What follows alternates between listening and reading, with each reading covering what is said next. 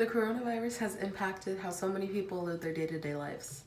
From sending students to have to move to online classes, to causing major shortages of goods in hospitals and grocery stores, and even causing major companies and organizations to have to shut down, the coronavirus pandemic has affected how many of us live our day-to-day lives.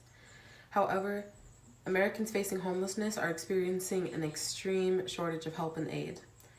Should the rest of America help these vulnerable men and women?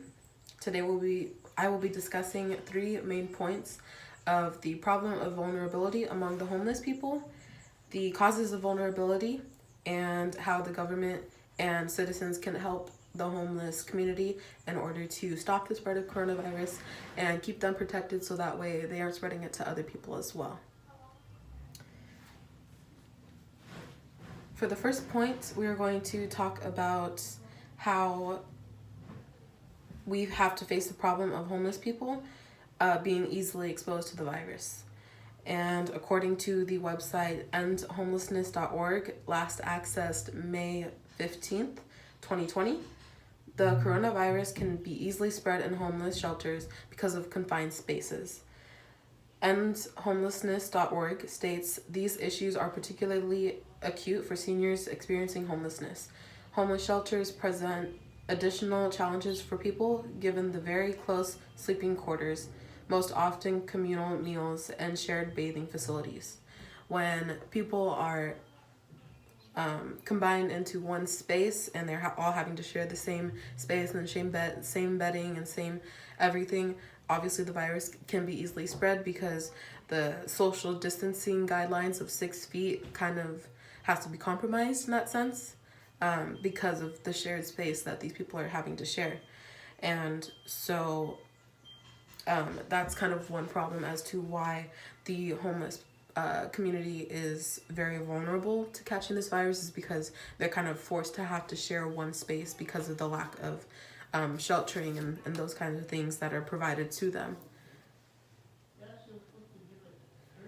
Another common way the virus is easily spread among homeless people is by sharing the items among homeless people. So like, again, they're having to share items such as hand sanitizer, such as sometimes they're even having to share the masks. And, you know, if somebody shares one mask for an extended period of time, you know, if one contagious person is using that mask and they have to, you know, give it to another person, that person might get it as well because they're using that same mask. Now that we have discussed the problem, let's discuss the causes and reasons that the homeless is so vulnerable to the virus. A lack of hygiene products being provided to the homeless is a major cause as to why they can be so vulnerable. Obviously, there's already a shortage of sanitizing equipment among other members of the community, such as nurses and in hospitals and among grocery workers.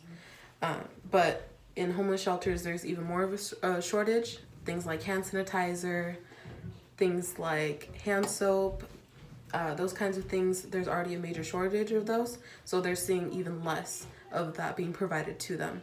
And that is one reason why that they are kind of contracting this virus so easily, is because they don't have those supplies that other people can get easier than they can.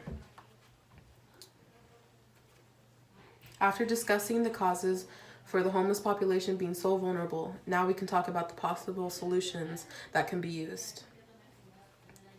One solution is that we can push for more testing. Of course, when we find out that more people are being tested, we can see who is contracting this virus, who may have antibodies, and who has the virus but isn't contagious to it. And so that way we can get an accurate count of trying to help those who are contagious and protecting those who have not yet been contaminated by this virus. Another way that we can also help the homeless is by funding programs that are going to protect them and keep them safe from the virus.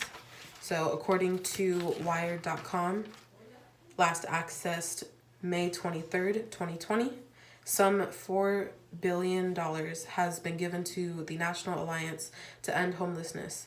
And this money can go towards a variety of different things that can aid the homeless in protecting themselves against these fires. Things like housing that can, shelter the homeless people, so that way maybe they aren't having to share such a tight space, and spread them out more, so that way they don't contract it easily from their roommates. Hand washing, setting up hand washing stations throughout the city or throughout different places, so that way the homeless people also have access to sanitary products and hygiene products like hand sanitizer, masks, things like that. And also, again, increased testing, so that way homeless people, they'll know who's infected and who's not. And again, they can protect those who have been infected, and then also protect the ones who haven't yet, so that way they can keep them safe and keep them from being contaminated by the other people who have been infected.